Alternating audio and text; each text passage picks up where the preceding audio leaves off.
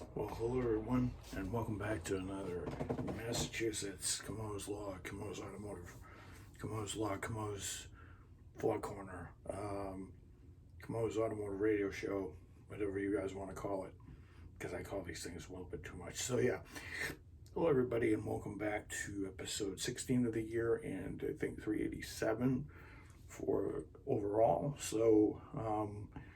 So yesterday I gave you guys a tour of a lap. Yes, it's considered an episode of the Automotive Radio Show.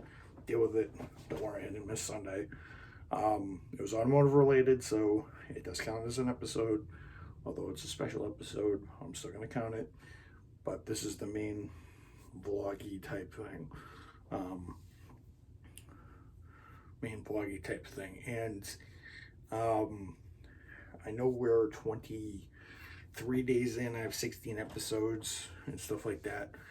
But you guys kind of have to kind of humor me because I also sometimes don't upload on some days. But I did upload yesterday. So I have around 19 videos in 22 days or something like that.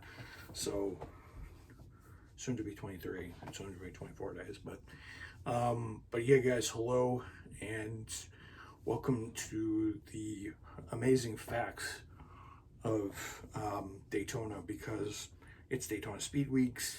The cars are testing for the Rolex 24 on Thursday to start their preparations for the big one that is going to be happening around the Tribal Road Course on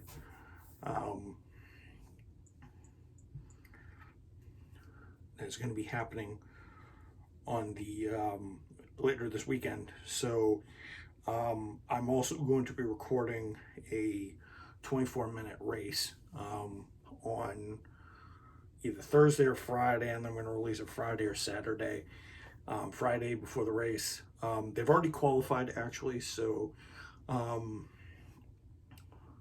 they've already qualified for the Rolex 24. I thought I'd give you guys a bit of a synopsis on that. I think in LMP2, I think it's Ben Keating and PR1 Matheson Motorsport. I think in GTP, I believe it is Acura. I believe it is Mike Shank Racing's Acura ARX06 hybrid. And I believe in GTD, I think it's one of the Mercedes, and I think it's one of the Porsches in GTD. I can't remember. Yeah, I think it's one of the Porsche. Yeah, actually, no. I think it's actually one of. Yeah, I think it's AMG's or an Aston Martin GTD.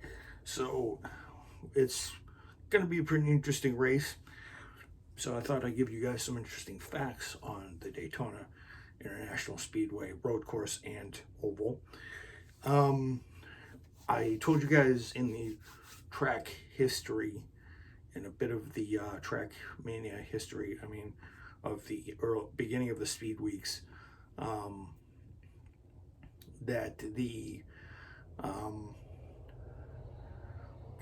on Saturday, the 24th, and Saturday before we were having the road before the 24th.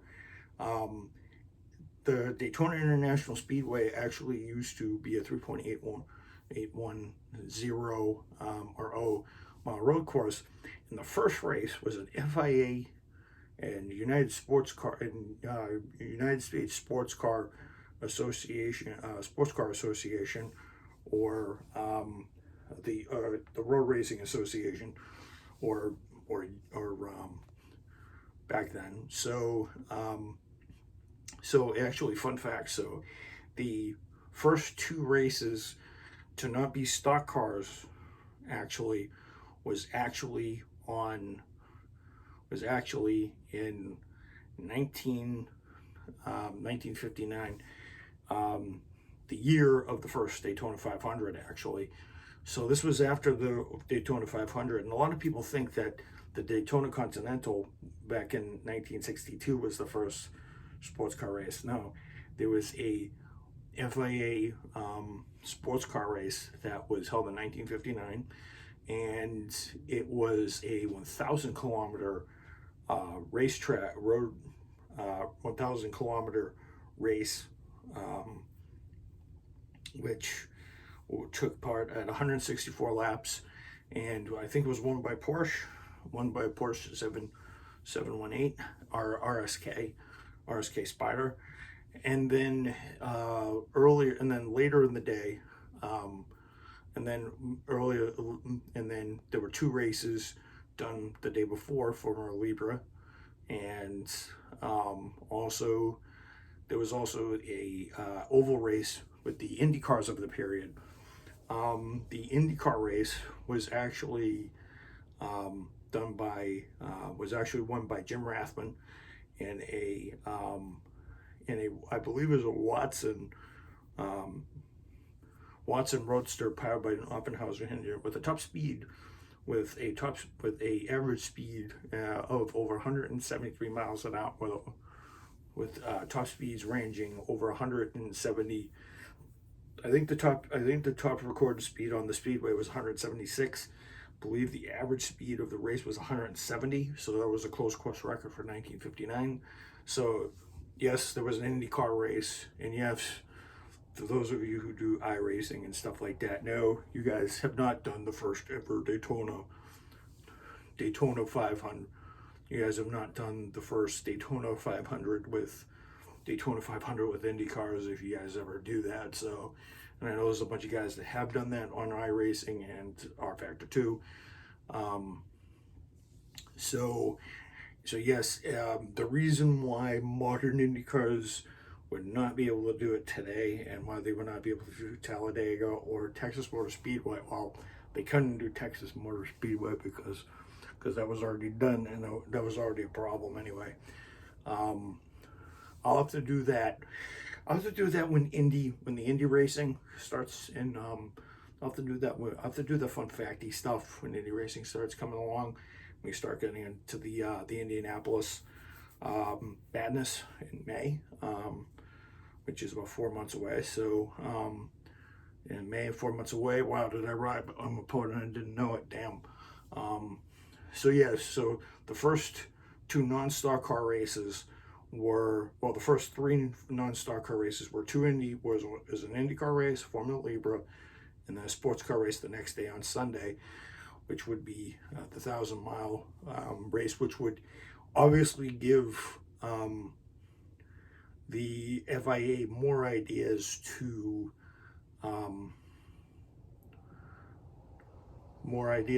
actually do the Daytona Continental, which would be a 3-hour race, and then it would be a 2,000-kilometer race after, and then eventually in 1964, 1965, it would become the 24-hour challenge, that 24-hour round-the-clock challenge that we know it today.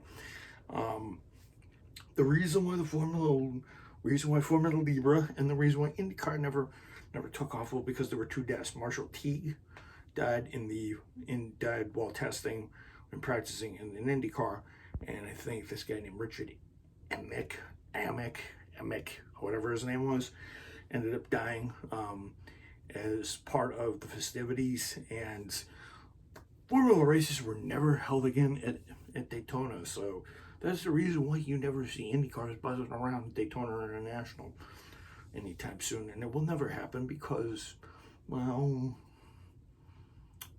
speeds would be around like 230, 240 miles an hour. I'm pretty sure IndyCar can't have that, so IndyCar would have a big wreck fest. In fact, I think with the banking so extreme, I don't think the drivers would be able to endure that much banking and that much speed, because I'm pretty sure we'd have Texas all over again. So that's the reason why they haven't done it. And for those of you who do not know it, Texas Motor Speedway in 2001 during the kart race was the reason why teams did not do that, and that's kind of what led to kart's downfall 2 years later, and reason why it would go into liquidation and Champ Car and the Indy Racing League. Well, Champ Car, the the new racing, the new Champ Car would merge with it, and then IndyCar would merge with Champ Car, and it would become the IRL, and the IRL would, it was a kind of a mishmash of between. I'll have to talk about the split at some point, 96 to like 2003. I'll have to talk about the split between between the years like 1993 and like 2003. There was a 10-year period where IndyCar was kind of screwed up, but I won't explain that. But just know that there was the open, for those of you who know the open wheel Civil War, the open wheel Civil War, the OSW, in the 90s and 2000s. You guys can, I'll do that another date, or you guys can look it up online. Although all those problems kind of date back into like the late 70s when Dan Gurney put out the white paper, and then everything else like that. But we're getting off topic. So that's the reason why Indy has never come back to that, and that's the reason why 1960 on, sports cars were kind of a thing. They would use the road course a lot, and the road course would be used from 1959 all the way till today, although subtle differences with the road course. So you guys know that there was an IndyCar race, there was a Formula E race, and then there was a sports car race. So we actually had a 1,000-kilometer race over here, kind of mimicking what they used to do over in Europe, actually. So, because for those of you who don't know, 1,000 kilometers is about 621 miles. For those of you, so more than the Daytona 500, because because the length is longer. The other fact is there have been multiple. The other fact is there have been multiple championships that have taken part at there. So as I said, USAC with the Indy cars have taken care of the U.S. Road Racing Sports Car Championship, or the URRSC, as they called it back in the day. Now it's called the WeatherTech Sports Car Series, or IMSA, as it would be known in 1969.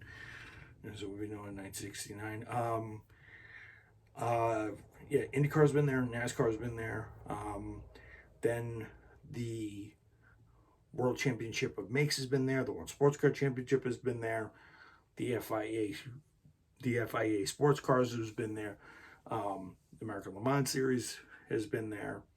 Actually, no, the American Le Mans Series was never there. Grand Am. And then the Tudor Sports Car Championship in 2014. So there's been a lot of. Oh yes, the NASCAR has also done the road course.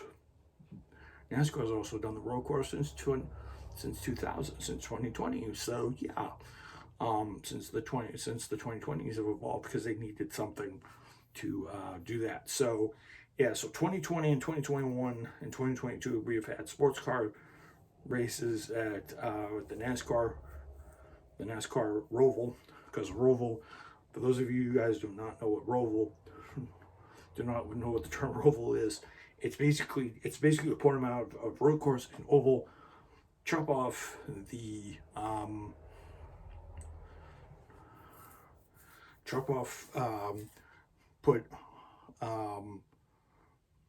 take off a vowel and RO and road course and call it Roval. It's a road course in an oval, kind of a nice little portamount of words. It's kind of like a play of words, like Ilmore, Cosworth, Nismo, Formoco, Copo, which is an acronym for Central Office Production Order back then. So, and all those other ones. So, and Scotch Brite and all that other stuff, or whatever, or or that sort of thing. So yeah, So yeah, that's kind of an interesting fact right there. Another one, there's also been, in terms of engines that have won on the Daytona Oval, I believe the smallest engine that's won on the oval. I believe the biggest engine that's won on the oval, on the Roval, it was Dodge's Viper, which had an 8-liter V10, and I think the smallest engine to win, well, I think was one of those Porsches. Might be, actually, I might be wrong. Actually, there's a motorcycle course. Oh yes, by the way, MotoGP and motorcycle racing. So I'm pretty sure, I don't know, 650cc or 750cc engine is probably won the race. And I think the little legend cars are 1300cc. Hayabusa or Suzuki engines or Honda engines or whatever they are. Those are actually pretty fun. Legend cars, the things that look like miniature Ford 3-door coupes. Check those out. Those things are awesome. Those things are awesome. Little 1,500-pound cars, little bike engines, and they're pretty cool. So they're pretty cool. And I think there's a couple people that have done modifications to NASCAR tracks on certain racing simulators to actually do that, to actually mimic that sports car course. I think it's been done at Charlotte, and there's like one other course that can do that. There's like one other course that can kind of do that. I think Daytona, you can do that by having the tri-oval anyway. By having pit lane serve as a, because these things don't need to fuel up. They're just done. They just do a heat and they just come back in. So yeah, the biggest engine to win on the road course is 8-liter Dodge V10. The fastest speed to be recorded on the speedway, in a sports car race, I think is over 200 miles an hour. I think the fastest overall speed that was recorded, I think it was 223 or 224 by a Daytona prototype with a lap time about 40 seconds, which I think is faster than any stock car. The stock cars usually run around 200 and usually run around 198, 195 to 190, between 185 and 195. So they're only able to go about 45, 46 seconds. So yeah, at the Daytona prototype, the laughing stock of the prototype racing world, the Proto Turtles, as we used to call them back in the early 2000s, set the lap record set the course lap record. Although if I think we put a new Indy car, I'm pretty sure we would have a lap time. Pretty sure over one lap. I'm pretty sure if we did one lap, I'm pretty sure an Indy car would probably do 235, 240, and probably do a lap time of less than 30 seconds, since it's about the same size as Indianapolis and about the same banking. So yeah, we'd have fun. We'd have fun with that one. I don't think Indy would allow it because of safety, and stuff like that. They still have yet to break. I think Indy is more. I don't think Indy wants to break any more records. I think the record that Indy wants to be broken most of all is Ari Leyendijk's 236 at Indianapolis. Still waiting on that one. Ari's still waiting on that to be broken, so he doesn't have to keep hearing it. But I'll save that for Indy 500 time when I do the facts on that road. When I do the facts on that track, and I do a lap of that track in May. So yeah, so the biggest engine is 8 liters, and I think the smallest engine, I think, is like maybe a liter and a half, maybe less than that. So,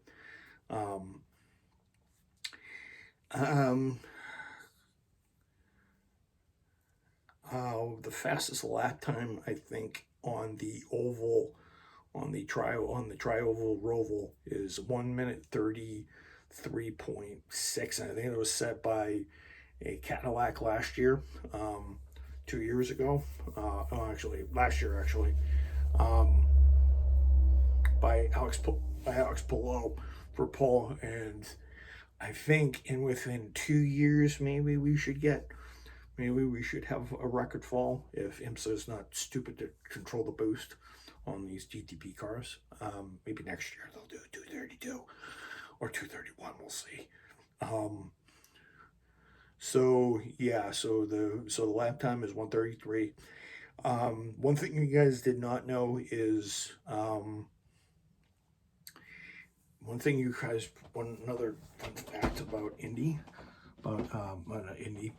Daytona is the Rolex 24 is just not made of sports car racers. It is race car drivers from all over the world. It was not uncommon on race week to see guys like on any given weekend during the season. Since it was the beginning of the season, no seasons were kind of on their way. The Formula One season was barely in there. I remember Formula One season doesn't start till April, so the testing doesn't start till February, March. And then so back in the 60s, 70s, and 80s, it wouldn't be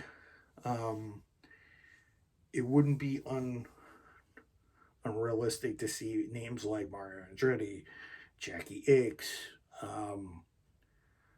maybe you'd have Richard Petty, or maybe you'd have Jeff Gordon, or until today, Jeff Gordon, Jimmy Johnson, Kyle Petty, and stuff like that to compete in the series.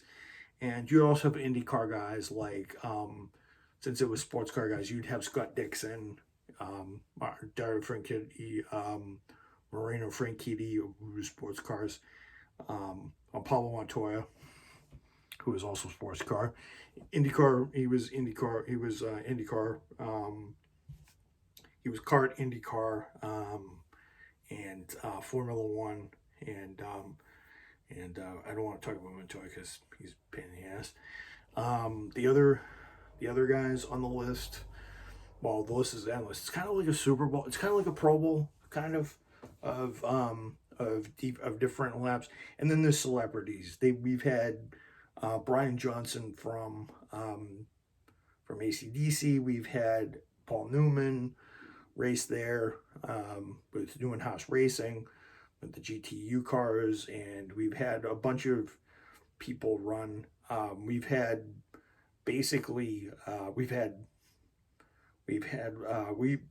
In '70 they even had this kid named Cliff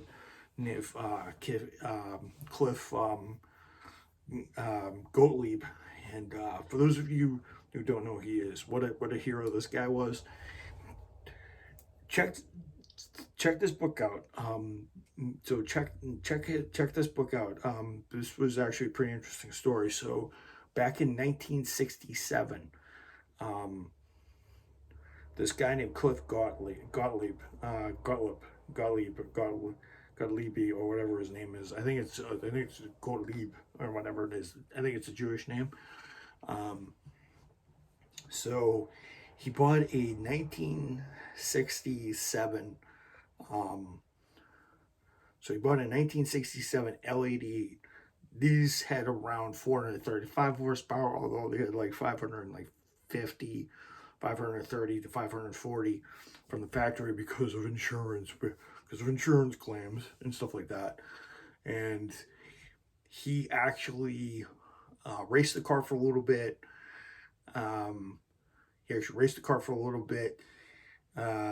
He raced it a little bit, and it was actually a very fun fact that he was just a little guy from a little garage in the middle of nowhere. I think he was from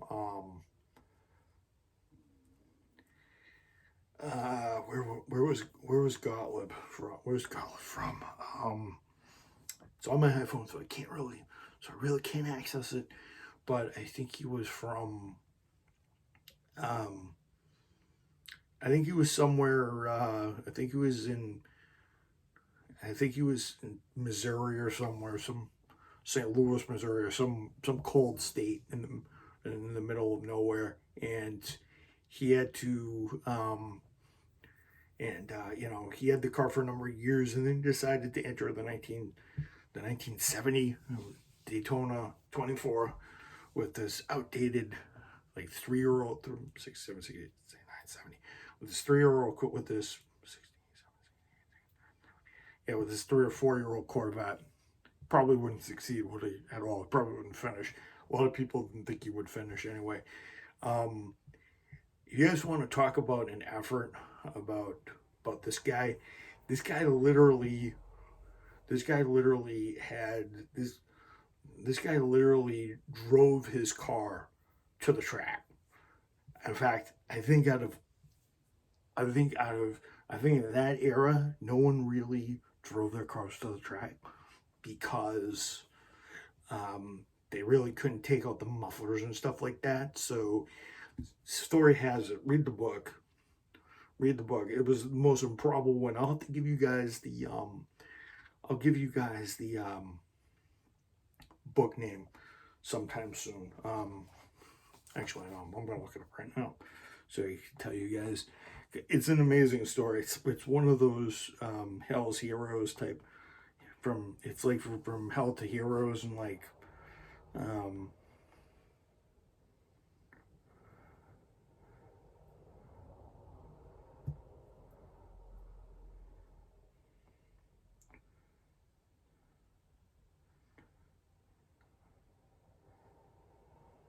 Kansas. No, it was Kansas to Daytona. He traveled 1,636 miles from Kansas to Daytona in a 1967 L88 Corvette. And it's going up for auction. Actually, it did go up for auction.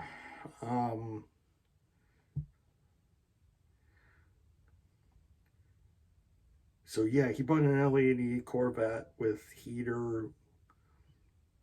He bought an L88 Corvette, which didn't have a heater in it. So he went from Kansas, which was bone freezing in late January, early February, to this track, and he was going to go up against cars that were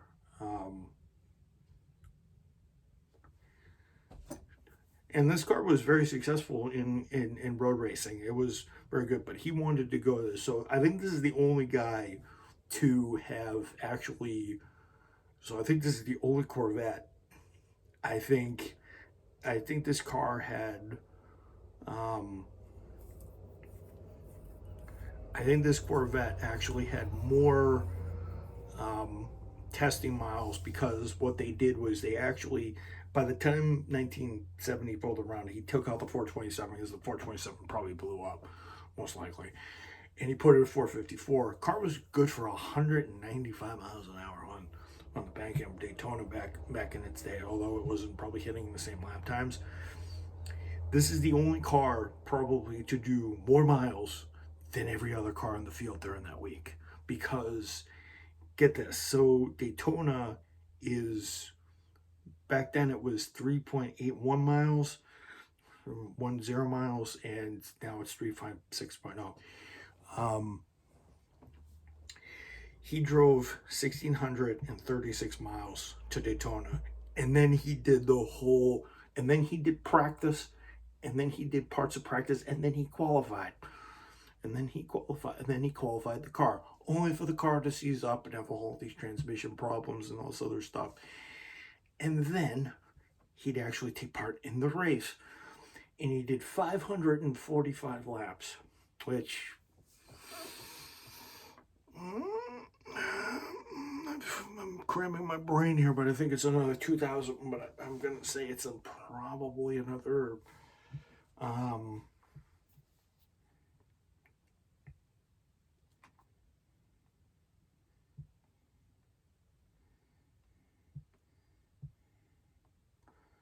3.81 times 400 times 454.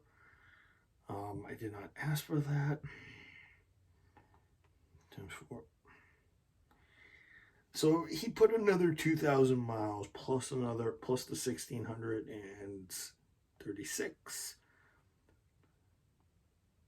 he did over 3,700 miles in this Corvette over what would be a 2-day period. It's because he had to drive to the speedway. He actually missed practice. He actually missed Wednesday and Thursday practice. He got on Friday, and then he qualified on Friday. Barely got the car in the race. They actually had to tear the car apart. They actually had to unhinge the clutch and one of the gears in the gearbox. And he ended up, and him and his buddy drove the whole race. 2 drivers, because you could do that back then. And they had so many misfortunes. If you guys want to read the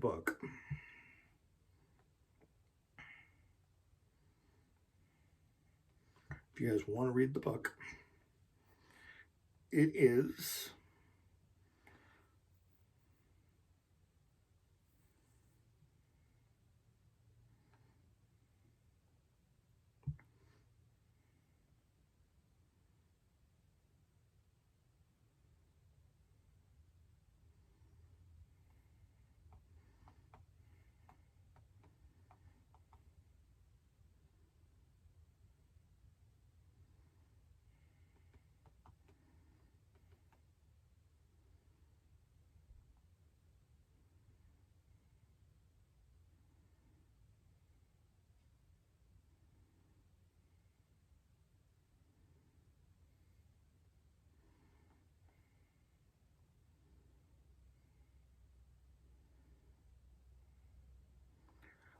I'll leave the name of the book in the description, but what a book.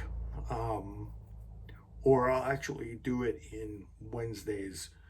Actually, you know what? Wednesday, that would actually be a good one, because I'll have to read the book again. Wednesday is going to be story time. Cliff Gottlieb's unlikely story of him finishing the Rolex 24, or the 24-hour challenge, or the 24-hour endurance challenge, or whatever it was called back then. Because they have many names for it. I think it was the Rolex. I think it was the Daytona 24 back then. So story time is going to be on Wednesday. I'm going to tell the reason why I ended off with Gottlieb's story, so that I could tell the story and the rest of it. It was actually pretty harrowing. I'm going to have to read the book today. I'm going to have to read the book tomorrow, and partially Wednesday, so I can get the facts straight. So because I want to give you guys more in depth. He finished the 1970 he finished the 1970 Rolex Daytona 24, but it was quite the case. So I'm going to look up the book title in my list of contacts, in my list of books that I have on this thing called Hoopla, and I'm going to tell you guys the story. Actually, no, it's actually not on. Actually, no, it's not on Hoopla. It's actually on Kindle, my Kindle app on the iPhone. So I'm actually going to tell you guys, it was a pretty interesting story. So if you guys want to read more, please tune in on Wednesday night, so I can actually tell you guys that story. So I can actually tell you guys that story. So I